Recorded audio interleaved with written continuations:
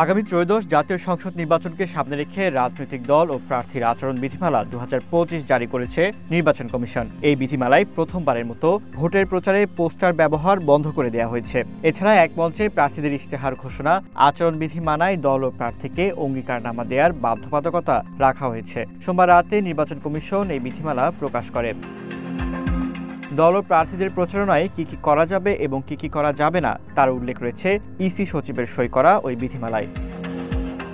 পরিবেশ রক্ষায় polythene, rexine ব্যবহার বন্ধ রাখা ও শব্দদূষণ ঠেকাতে মাইকের আওয়াজ রাখতে হবে সর্বোচ্চ 60 ডেসিবেল। ভোটার স্লিপ বিতরণ করা গেলে এতে প্রার্থীর নাম, ছবি, প্রতীক ব্যবহার মানা। এসব আচরণবিধি ভাঙলে প্রার্থিতা বাতিল হতে পারে, আর শাস্তি হবে 6 মাস জেল অথবা 1.5 লাখ টাকা জরিমানা।